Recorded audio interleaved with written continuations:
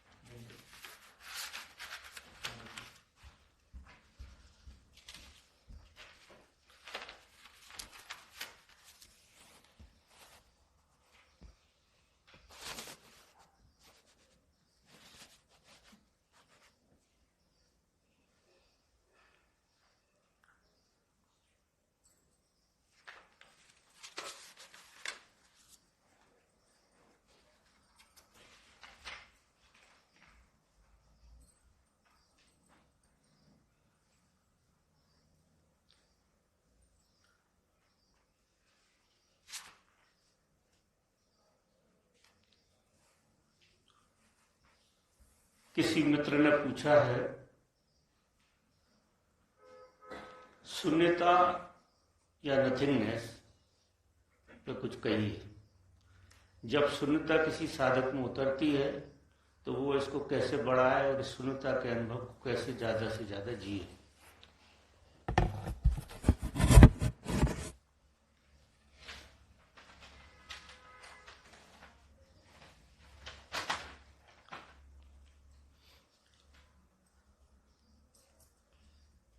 देखिए, शून्यता के साथ सीधा कुछ किया नहीं जा सकता है।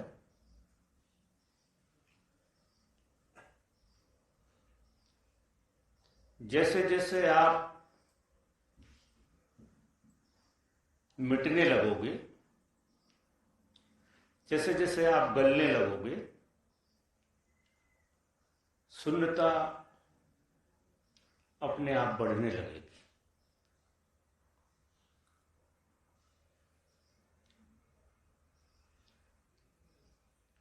जिस तरह से पानी में बर्फ का डेला रखा हुआ है, तो पानी के साथ कुछ नहीं होना है, उस बर्फ के डेले को गल जाना।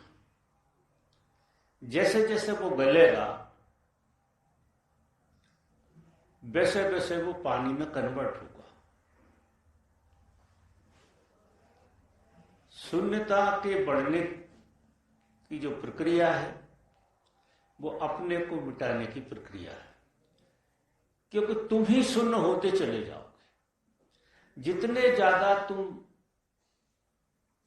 मिटोगे उतने तुम शून्य होते चले जाओगे। तो जिन मित्र ने भी पूछा है, इस विषय में ज्यादा कुछ कहने जैसा है नहीं, क्योंकि ये तो आंतरिक अनुभव है और सीधा सीधा इसमें कोई प्रयोग शून्यता के लिए नहीं।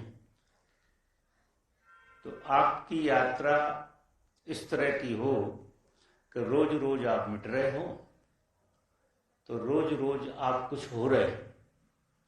जितना व्यक्ति मिटता है उतना होता है, और जितना व्यक्ति होता है उतना ही वो खोता है। वो खोने की प्रक्रिया। तो मिटने के लिए आप सब तैयार हैं, इसीलिए इस यात्रा में आप शामिल हुए। और दूसरी बात, इसमें अनंत धैर्य की जरूरत है।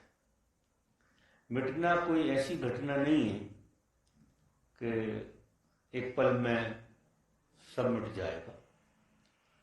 वो धीरे धीरे धीरे धीरे मिटता रहता है और धीरे धीरे धीरे धीरे तुम कुछ होते रहते हो।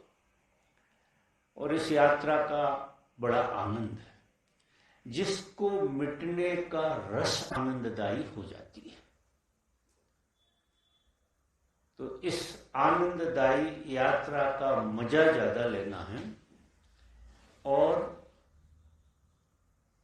इस तरह का लोभ नहीं बनाना है कि हम जल्दी से जल्दी मिट जाएं, जल्दी से जल्दी कुछ हो जाए, इसका लोभ नहीं बनाना है, नहीं वो यात्रा में बाधा देता। तो आप मिटने का सिर्फ आनंद लीजिए, और मिटना सबसे ज्यादा आनंद की बात है। जैसे देखो, आप किसी के प्रेम में अपने को छोड़ देते हैं, और जब आप अपने को छोड़ देते हैं तो आप कुछ हो जाते हैं, आप कुछ और हो जाते हैं। आपके अंदर कोई ऐसा स्वाद पैदा हो जाता है जिसका आप मजा लेते हैं। एक छोटी सी घटना है जी, तो कि जब हम प्रेम में छोड़ते हैं तो स्वाद आना शुरू हो जाता है। जब हम अपने को परमात्मा में छोड़ते हैं तब बहुत आनंद की घटना घटती है।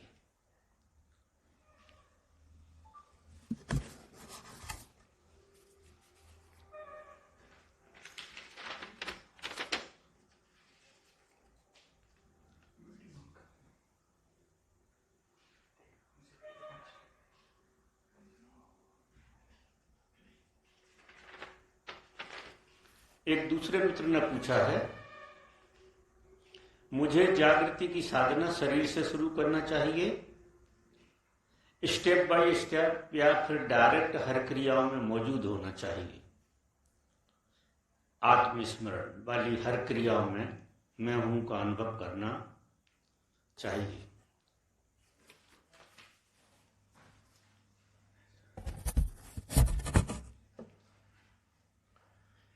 शुरू में साधक को साधना शरीर से करना चाहिए, स्थूल से करना चाहिए। शुरू में स्थूल का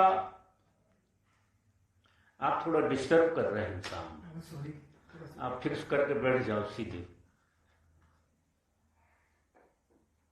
पर जो भी हो रहा है होने दो, आप चुप रहो, देखो मत, उठाओ मत, पकड़ो मत। वो सामने ही हो ना तो थोड़ा इधर उधर होता है। तो शरीर की प्रक्रिया से शुरू करना चाहिए। ये शुरू के साधक की बात कर रहा हूं। जब शरीर आपका ऐसा अनुभव होने लगे कि जागृति का शरीर को अनुभव हो रहा है, शरीर में एक जागृति फल फूल रही है, तो धीरे धीरे धीरे धीरे करके फिर विचार की प्रक्रिया के प्रति जागृत होना। पहले शरीर के प्रति जागृति होना चाहिए साधक की। अगर आप शरीर को बाईपास कर गए और सीधी विचार की प्रक्रिया में चले गए तो आप विचार के प्रति जागृत नहीं हो पाएंगे, क्योंकि आप पहली सीढ़ी छोड़ गए और सीधी दूसरी सीढ़ी में आपने छलांग लगा ली, तो दूसरी सीढ़ी के प्रति आप जागृत नहीं हो सकते हैं, कोई उपाय नहीं। और तीसरी सीढ़ी जो आप कह रहे हैं आत्मस्मरण, मैं हूं, सबसे अच्छी प्रक्रिया है वो अपने होने का बोध। मैं हूं और ऐसा मैं जानूं कि मैं हूं। सबसे बढ़िया में बढ़िया विधि ये है, लेकिन इस विधि को सीधा पकड़ना बहुत मुश्किल है। कभी कभार किसी की खूब यात्रा रही हो, पूर्व जन्म की यात्रा रही हो, तो कभी कभी ऐसा व्यक्ति छलांग लगा के सीधा मैं हूं की यात्रा को भी पकड़ लेता है, लेकिन ये बहुत रेयर होता है। ये बिल्कुल सभी लोगों के लिए तो नहीं। अच्छा लगता है मैं हूं की यात्रा को पकड़ना, क्योंकि उसमें आपको कुछ करना नहीं। लेकिन उसके प्रति जागृत होना जितना कठिन है उतना शरीर के प्रति जागृत होना नहीं। शरीर स्थूल है, इसलिए शरीर के प्रति आप बहुत अच्छी तरह से जागृत हो सकते हैं। शरीर की सारी क्रियाओं के प्रति आप जागृत रहें और सबसे ज्यादा आप अपने बोलने के प्रति जागृत रहें। क्योंकि सबसे ज्यादा व्यक्ति अगर बेहोश कहीं होता है तो जब किसी से बातचीत कर रहा होता है तो बेहोश होता है, बहुत ज्यादा बेहोश हो जाता है और वो बेहोशी का मजा आने लगता है, फिर उसे बिल्कुल होश नहीं रहता। तो शरीर के प्रति जागृति साधनी ये साधना का पहला अंग। फिर विचार की प्रक्रिया को आपको साधना। शरीर की प्रक्रिया अगर पूरी हो गई तो विचार की प्रक्रिया इतनी आसानी से आपको सध जाएगी कि आप विचारों का निर्णय कर पाएंगे कि कब बंद करना, कब चालू करना। जब आप चाहेंगे आपके विचार बंद हो जाएंगे, लेकिन शरीर के प्रति आपकी जागृति पूरी आ गई। फिर तीसरा चरण जो आता है वो हैपन को जीना, बीइंग को जीना, अपने होने को जीना, अपने अस्तित्व को जीना। क्योंकि होना जो है वो अस्तित्व है आपका। ना तो आप शरीर हैं, ना आप मन हैं, आप होना हैं। और ये होना ऐसा अनुभव कर रहा है कि वो शरीर है, वो मन है। वो कभी शरीर नहीं हो सकता होना, ना कभी मन हो सकता है। क्योंकि जो शरीर को जान रहा है वो शरीर कैसे हो सकता है, जो मन को जान रहा वो मन कैसे हो सकता है। होने को तुम जान नहीं सकते हो सकते हो। होने को जानने का कोई उपाय नहीं। कोई भी व्यक्ति होने को जान नहीं पाएगा, जी पाएगा। होना सिर्फ जिया जाता है, हुआ नहीं जाता। हुआ जा सकता है लेकिन जानना नहीं जा सकता। होना आप हो जाएंगे, आप उसे जिएंगे, लेकिन होने को आप जान नहीं सकते हैं, कोई उपाय नहीं। तो आप चाहें कि हम होने को जान लेंगे तो ये प्रक्रिया भी आप भूल जाएंगे। होने को आप कभी नहीं जान पाएंगे। और अगर आपकी शरीर शुद्धि नहीं हुई है, मतलब शरीर के प्रति आप जागृत नहीं हुए हैं, और मन की शुद्धि नहीं हुई है, मन के प्रति आप पूरे जागृत नहीं हैं, तो फिर आप होने की प्रक्रिया में शामिल होना मुश्किल है आपका। तो क्या होता है कि मन ही एक आयाम चुन लेता है कि मैं हूं, और मन ही एक आयाम चुन लेता है कि मैं जान रहा हूं। यहां साधक को बहुत बड़ी भूल हो जाती है। बहुत साधकों को यही भूल होती है कि उनका मन ही होना बन जाता है और उनका मन ही ऐसा जानने लगता है कि मैं होने को जान रहा हूं। अगर तुम होने को जान रहे हो तो जो मन की प्रक्रिया है, होने को जाना नहीं जा सकता, उसका कोई उपाय नहीं। हुआ जा सकता है, होना सिर्फ हुआ जा सकता है, जाना नहीं जा सकता है। और आप ऐसा जान रहे हैं कि आप होने को जान रहे हैं, तो ये साफ है कि आपकी शरीर शुद्धि पूरी नहीं हुई है और आपकी विचार और भाव शुद्धि पूरी नहीं हुई है। इसलिए आपका मन मिटा नहीं है, जागृत नहीं हुआ है, और उसने एक खेल खेलना शुरू कर दिया है कि वो होने को जान रहा है। अधिकतर लोग ये प्रक्रिया को पकड़ते हैं, आत्मस्मरण की प्रक्रिया को पकड़ते हैं। आत्मस्मरण की प्रक्रिया कोई प्रक्रिया नहीं है। दो तल पर जब आप जाग जाते हैं तो आत्मस्मरण आप में उतरने लगता है। आत्मा का स्मरण आपको होने लगता है अपने आप। स्मरण किस तरह से होता है कि आप आत्मा ज्यादा होने लगते हैं, आप आत्मा को ज्यादा जीने लगते हैं, उसके प्रसाद को जीने लगते हैं, उसके आनंद को जीने लगते हैं। उसका जो परिणाम होता है, आत्मा का जो प्रसाद है, वो सारे शरीर में आनंद की ऊर्जा बहा देता है। उस ऊर्जा से आपको पता लगता है कि आप आत्मस्मरण की तरफ जा रहे हैं, और सीधा उसका कोई पता नहीं लगता, परिणामों से जाना जाता है। सब चीजें परिणामों से ही जानी जाती हैं। तो पहले साधक को शरीर शुद्धि को जीना चाहिए, फिर विचार और भाव शुद्धि को जीना चाहिए। शरीर शुद्धि के लिए आपको हर क्रिया में जागृत होने की जरूरत रहेगी।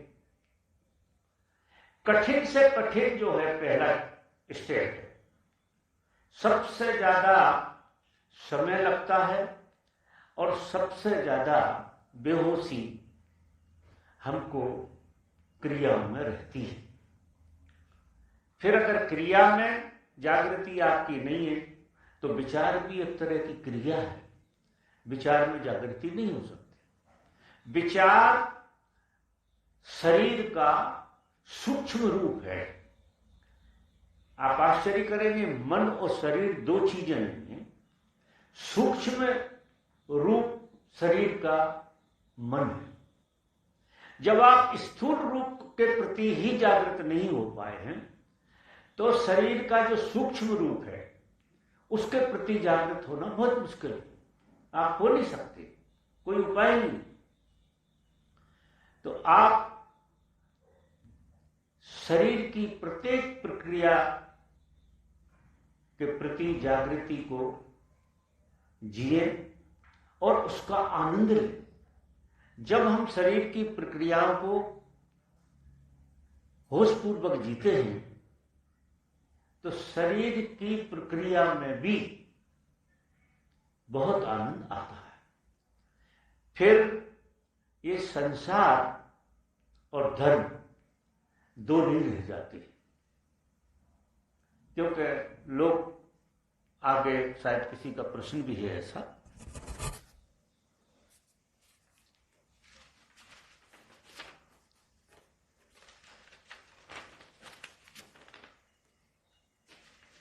जीवन की आपाधापी में नाग ब्रह्म रूपी नाव ने किनारे लगाने में काफी मदद की। अच्छी बात है। भीतर की आवाज को सुनने में सहायता की है। नाग ब्रह्म करते आज 1 वर्ष होने आया है। जीवन में कई उतार चढ़ाव आए और मुझे इससे काफी सहायता मिली है। प्रश्न है कि क्या अब इसे विराम दूं और सत्संग में पूर्णतः रम जाऊं।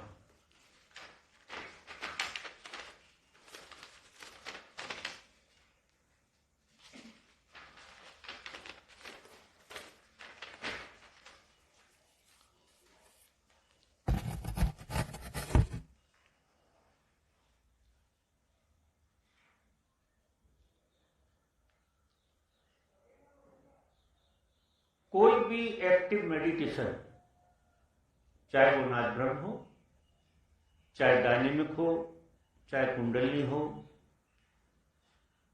ये सबसे ज्यादा शरीर के प्रति जागृति का अनुभव कराते हैं। अगर आप सीधे शरीर के प्रति जागृत होने की कोशिश करेंगे तो आप शरीर के प्रति सीधे जागृत हो नहीं सकते, क्योंकि जागृति का आपके पास स्वाद ही नहीं। आप ना तो शरीर के प्रति कभी जागृति का स्वाद देखा, ना मन के प्रति देखा, ना भाव के प्रति देखा। और जिस चीज को हमने देखा नहीं वो शब्द बनकर रह जाती है कि जागृति। जागृति मात्र एक शब्द हो जाती है, इससे ज्यादा नहीं होती है। जागृति का हमें पता नहीं होता। ये जो एक्टिव मेडिटेशन है, जो सक्रिय ध्यान है, उनमें 3 ध्यान बड़े मजबूत हैं। एक है डायनेमिक, दूसरा है नाद ब्रह्म और तीसरा है कुंडली ध्यान। ये क्या करते हैं? जागृति आती कब है? जब आपकी ऊर्जा में उठाव आना शुरू होता है, जैसे जैसे आपकी ऊर्जा में उठाव आता है वैसे वैसे आप को एक जागृति का स्वाद आने लगता है। डायनेमिक करेंगे आप तो आपको ऊर्जा में एक उठाव आएगा और एक जागृति का प्रसाद आपके ऊपर उतरेगा। उससे आप जागृति को समझ पाएंगे।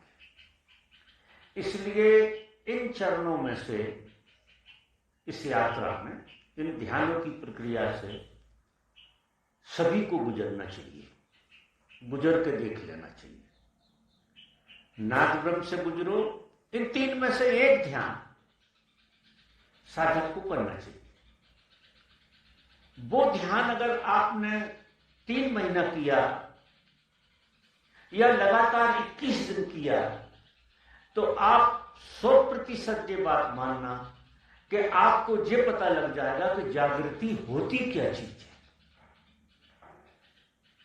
क्योंकि जिसकी हम यात्रा कर रहे हैं उसका हमें पता ही नहीं कि वो जागृति क्या चीज है।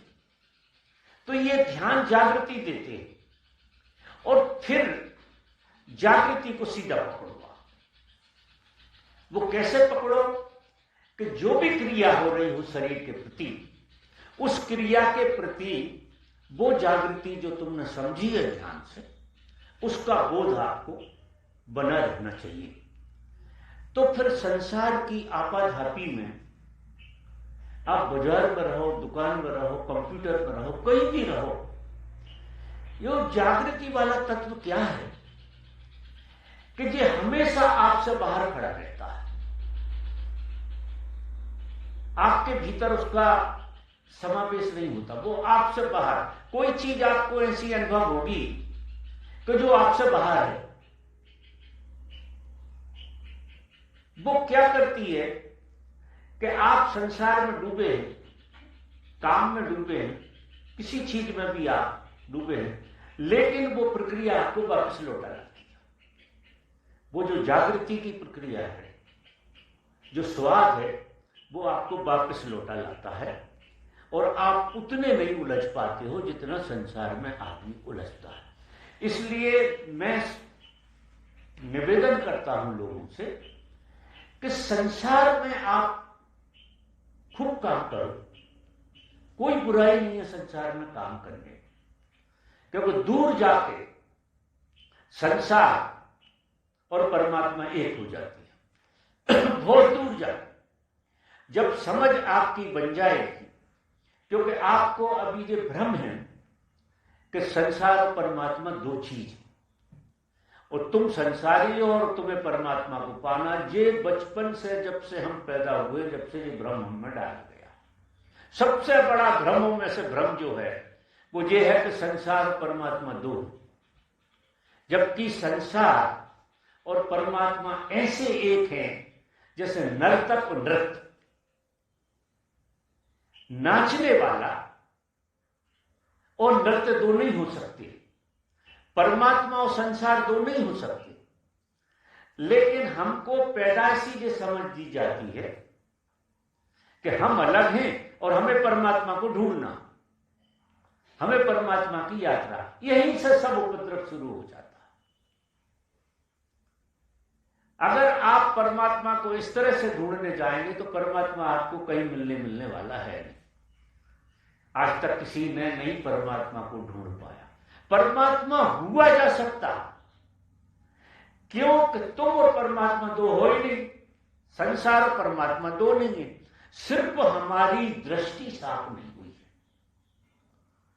क्योंकि हम एक भीड़ की समझ को जीते, व्यक्ति की समझ को नहीं जीते, हम स्वभाव की समझ को नहीं जीते, हम भीड़ की समझ को जीते। सबसे बड़ी विडंबना है कि हम भीड़ की समझ को जीते और भीड़ के पास समझ होती नहीं। भीड़ के पास एक ढर्रा होता है, एक हवा होती भीड़ की, वो हवा आपको बाहर ले जाती है, आप उसमें खड़े नहीं हो पाते। जब आप खड़े नहीं हो पाते तो आप उससे राजी हो जाते, आपको ऐसा लगता ऐसा ही है, जबकि ऐसा बिल्कुल नहीं, बिल्कुल वो बात नहीं। जीवन का आयाम कुछ और है। जीवन का ये आयाम है ही नहीं जिस आयाम को हम जीते। समझ पैदा हो गई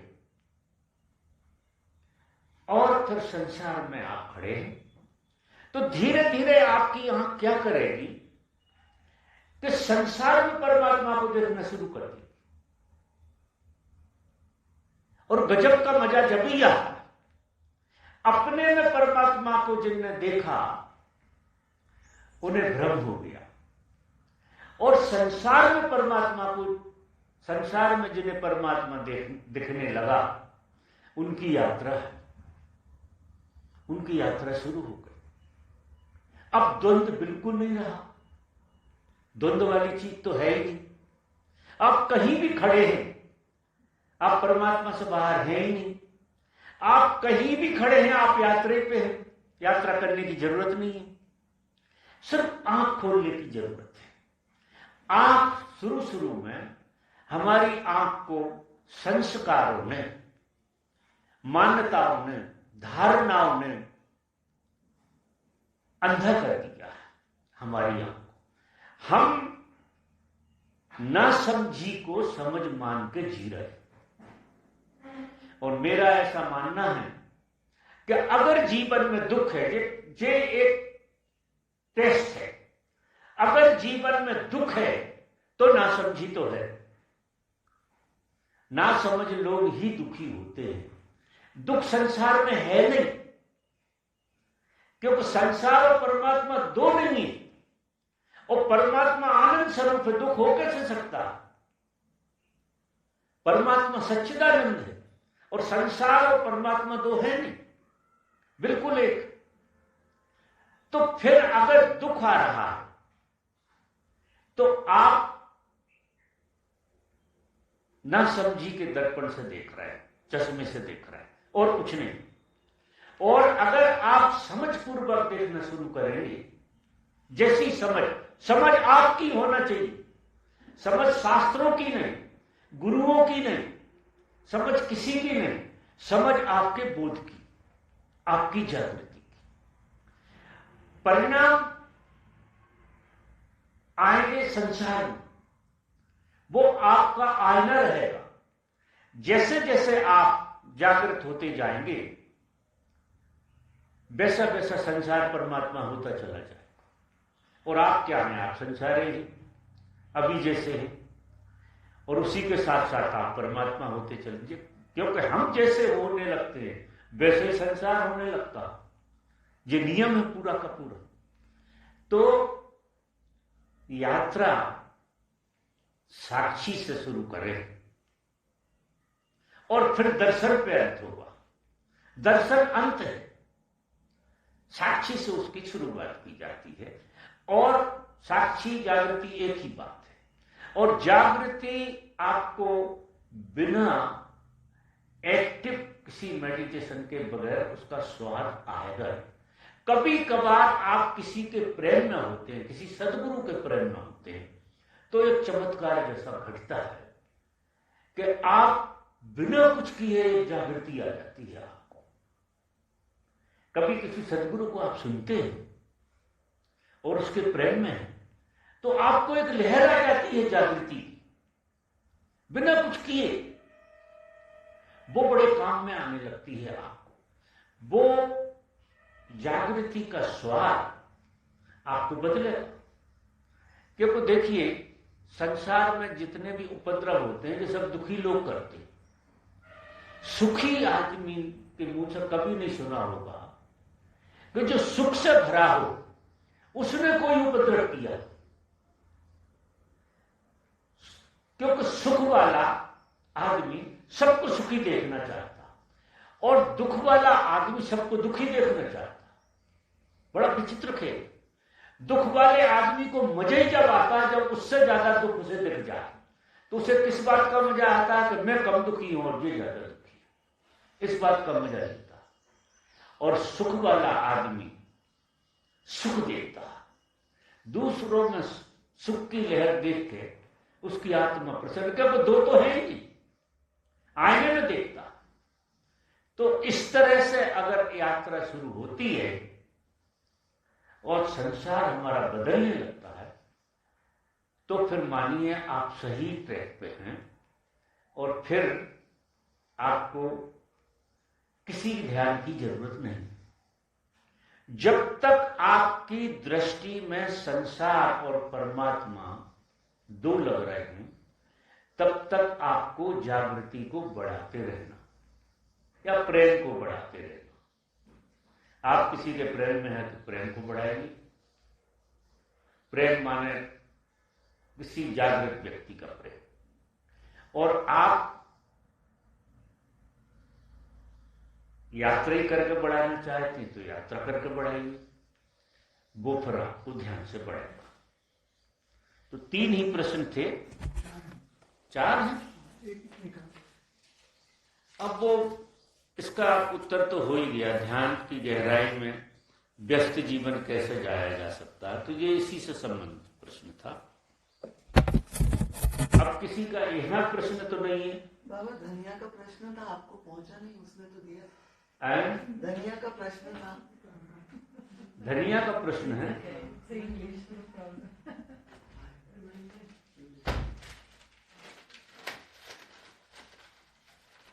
बहुत बड़ा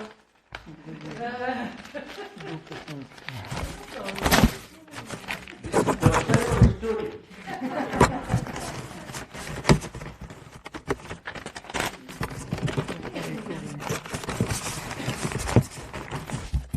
दो क्वेश्चन है।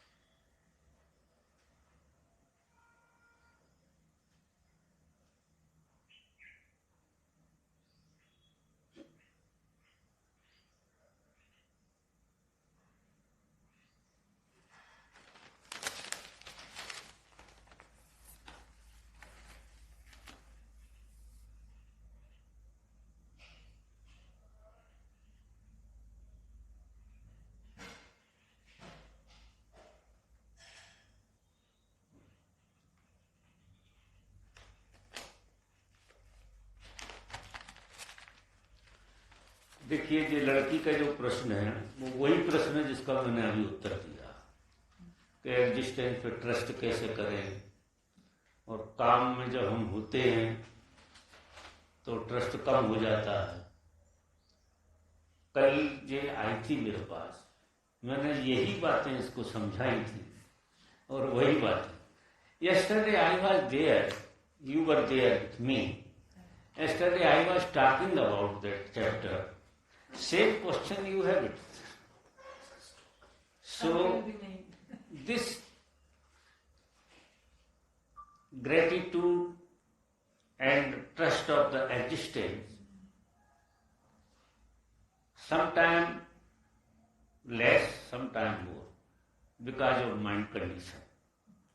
If you are aware about yourself, then it will be more continue. And I was talking in Hindi about this, that work means outside world, like a work, and God are not different things. These are one things. Or if you want to very deep understand, one day you can come to me. I can discuss about this chapter, but there is nothing to say. Yesterday I was talking with you about this.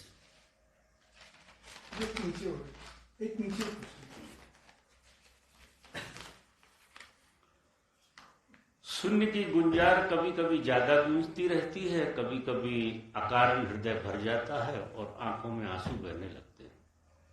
बाबा या कैसी अवस्था अवस्था पर प्रकाश डालें। स्वामी राज भारती कहाँ से हैं पता नहीं, लेकिन हमारे आशीर्वाद हैं। एक बहुत अच्छा साइन है, जिनका भी प्रश्न है बहुत अच्छा साइन है। अगर इस तरह की घटना किसी के जीवन में घटती कि कभी कभी अकारण हृदय भर जाता है, जब अकारण हृदय भरता है तो आप एग्जिस्टेंस के साथ एक हो जाते हैं, क्योंकि एग्जिस्टेंस अस्तित्व बहुत करुणावान है, बहुत करुणावान। और इस एग्जिस्टेंस में हर चीज आपको अकारण मिल रही। कारण आप ढूंढ लेते हैं, लेकिन हर चीज अकारण मिल रही। इवन आपका जन्म कारण कोई कारण नहीं, जे एग्जिस्टेंस के प्रेम का परिणाम, उसकी करुणा, उसका आनंद, एग्जिस्टेंस की अपनी होने की प्रक्रिया। तो अकारण हृदय का भर जाना बहुत अच्छी साइन। किसी कारण से हृदय भरता है, वो एक बहुत छोटा सा रूप होता है, बहुत छोटा सा। लेकिन अकारण जब भरता है तो आप एग्जिस्टेंस से जुड़ जाते हो, एग्जिस्टेंस आप में से बहने लगता है, तब ये घटना घटती। कभी कभी शून्य का नाद गहरा हो जाता है, कभी कभी कम हो जाता है। ये उतार चढ़ाव चलते रहते हैं, क्योंकि संसार में जो प्रक्रिया है संसार की, वो कुछ इस ढंग की है कि इसमें उतार चढ़ाव होना जरूरी। जीवन में उतार चढ़ाव जो आते हैं, लोगों को ऐसा लगता है कि ये उतार चढ़ाव ना आए, और उतार चढ़ाव सभी के जीवन में आते हैं। ऐसा व्यक्ति ढूंढना मुश्किल है जिसके जीवन में उतार चढ़ाव ना आते हो। उतार चढ़ाव करीब करीब ऐसी प्रक्रिया है जैसे समुद्र में लहरें उठती हैं। अगर लहर गिरेगी नहीं तो उठेगी कैसे, और उठेगी नहीं तो गिरेगी कैसे? उठती है और गिरती है। उठने और गिरने में बीच में एक करंट होता है, वो लाइफ है। हम समझ नहीं पाते। हमको जीवन का क्षणिक पता जो लगता है वो उतार चढ़ाव के कारण लगता है। जीवन अगर लटक जाए ऊपर जाके तो डेड हो जाएगा, और जीवन अगर नीचे लटक जाए तो भी डेड हो जाएगा। सभी के जीवन में उतार चढ़ाव आता है। इस उतार चढ़ाव को जीने की जो कला है वही जीवन है। क्योंकि करंट जो आपके भीतर रहता है वो उतार चढ़ाव के कारण रहता है। आप सो जाओ, कब उतार आ जाए आपके जीवन में, कब चढ़ाव आ जाए, उसकी बिल्कुल परवाह नहीं करनी चाहिए किसी के लिए। उतार आए तो उतार को जी रहे हैं, चढ़ाव आए तो चढ़ाव को जी रहे हैं। कायदे से देखो तो तुम ना उतार और ना चढ़ाओ। उतार और चढ़ाव जीवन की एक ऐसी प्रक्रिया है जिसमें करंट बना रहता है, जिसमें जीवंतता बनी रहती। बड़ा मजेदार खेल है और सब लोग इसी से परेशान कि ये उतार चढ़ाव क्यों आता है, जीवन स्थिर क्यों नहीं। अब जीवन अगर स्थिर हो जाए तो मर जाए, अगर समुद्र स्थिर हो जाए बिल्कुल तो उसे देखने का ही मजा खत्म हो जाए। समुद्र को देखने का मजा कब आता है? जब लहरें उठती, जब ज्यादा लहरें उठती तो ज्यादा देखने का मजा आता है कि नहीं? हो सकता है समुद्र को भी मजा आता हो जब वो ज्यादा उछाल भरता है और ज्यादा नीचे गिरता है। जिनकी जिंदगी में उतार चढ़ाव नहीं है वे मैं मुर्दा मानता हूं, वे मुर्दा लोग हैं, वे जीवंत लोग नहीं। जितना ज्यादा जीवंत आदमी होगा उतना ज्यादा उतार चढ़ाव होगा। आप देखो हमारे महापुरुष हुए, राम हुए, उनकी जिंदगी में कितना उतार चढ़ाव है। कृष्ण हुए, उनकी जिंदगी का उतार चढ़ाव देखते तो आप पागल ही हो जाओगे। और आपको तो इतने से क्योंकि आप उसका आनंद नहीं ले पा रहे। वो आनंद लेते थे, वो उसके बाहर खड़े रहते थे, वो नाटक देखते थे उतार चढ़ाव, क्योंकि अस्तित्व का जो नियम है वो उतार चढ़ाव, उससे जीवंतता का बोध होता है। तो आप भी, जिन मित्र ने प्रश्न पूछा है, तो ये उतार चढ़ाव तो आते ही रहेंगे। कभी सन्नाटा पकड़ेगा, कभी नहीं पकड़ेगा, क्योंकि नहीं पकड़ता है इसी वजह से तो पकड़ने का मजा आता है। कोई चीज नहीं हो रही है, वही चीज तो आपको जब होती है तो उसकी इज्जत कराती है। अगर हो ही रही है और नहीं हो रही है तो आपको पता कैसे लगेगा? इसलिए ये लुका छिपी का खेल चलता ही रहता है इस दुनिया में, और इसी का बड़ा आनंद है। बाबा दुख का आनंद कैसे हो सकता है? दुख में तो तकलीफ होती है ना बाबा। तकलीफ और उतार का पार्ट लंबा होता है। देखो, तकलीफ जो होती है बाबा दुख के कारण नहीं, दुख मिट जाए उससे तुम लड़ते हो, उसके साथ राजी हो जाओ तो तकलीफ बिल्कुल नहीं होगी, उसका आनंद लोगे, आप आश्चर्य करोगे। दुख से कभी दुख पैदा नहीं होता। दुखी हम नहीं होना चाहते, हमारी चाह के कारण दुख होता है, बढ़ जाता है। वो प्रक्रिया में दुख तो है ही नहीं, वो प्रक्रिया तो जीवन की है। जो उतार चढ़ाव वो जीवन की प्रक्रिया, वो किसी को दुखी सुखी करने के लिए, वो एक खेल है, अद्भुत खेल है। उसका हम क्या करते हैं? चुनाव करते हैं।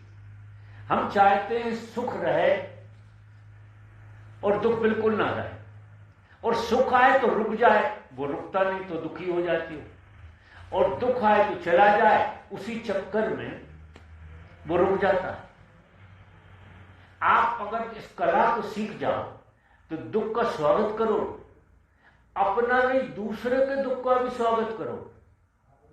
कोई दूसरे से भी दुख आ जाएगा उसकी मौजूदगी में, आप उसका भी स्वागत करो, क्योंकि तुम्हें कला आ गई उससे मुक्त होने की, और वो दुख आपको कुछ देके जाए।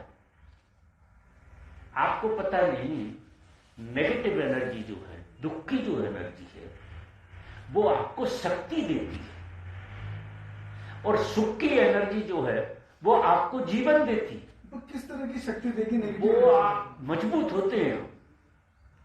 आपने देखा होगा जितने ज्यादा दुखी लोग होते हैं उतने मजबूत ज्यादा होते हैं, ताकतवर बहुत होते हैं, या पक्का मान। लेकिन उस तरह से नहीं समझना इस बात के लिए। मेरा जो इशारा है वो कुछ और है।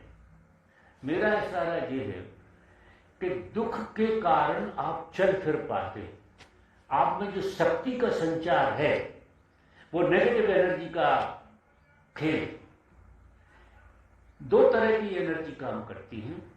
नेगेटिव एनर्जी आपको मजबूत करती है। शक्ति और शिव की जरूरत क्यों?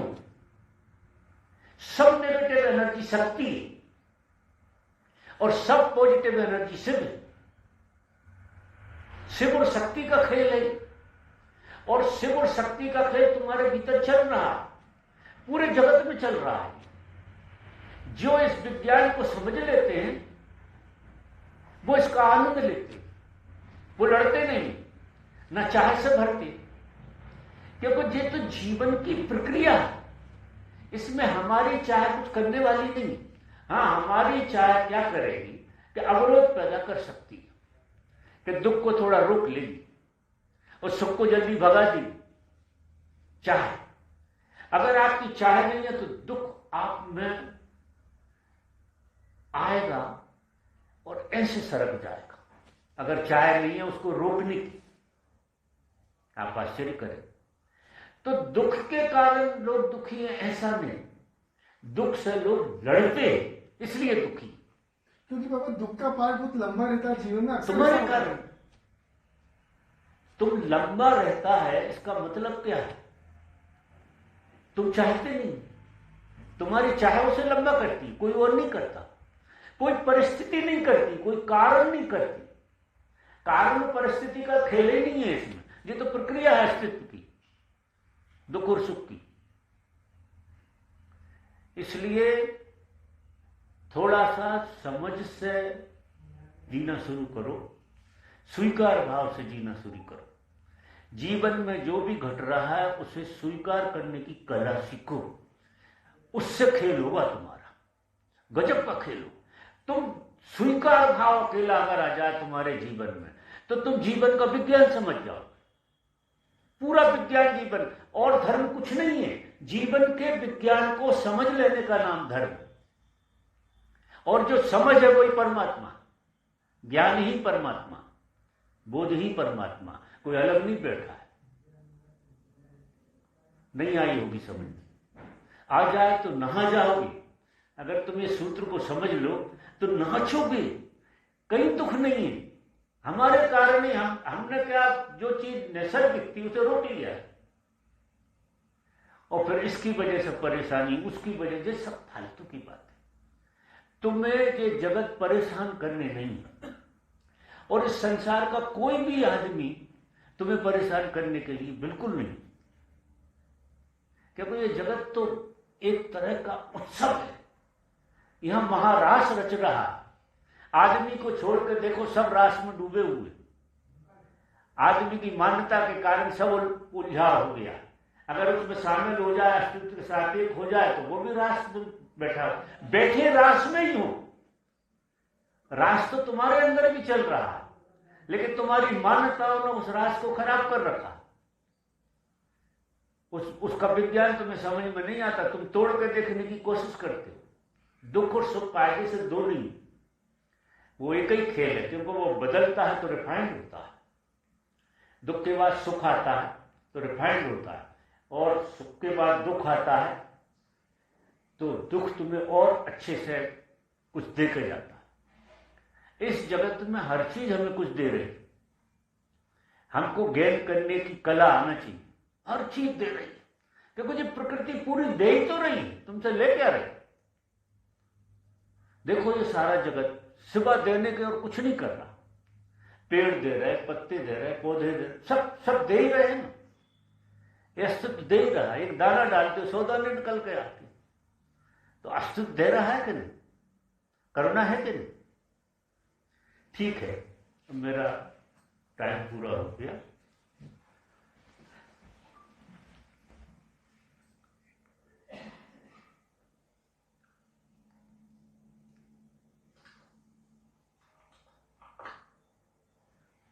सभी मित्रों के लिए बहुत बहुत धन्यवाद।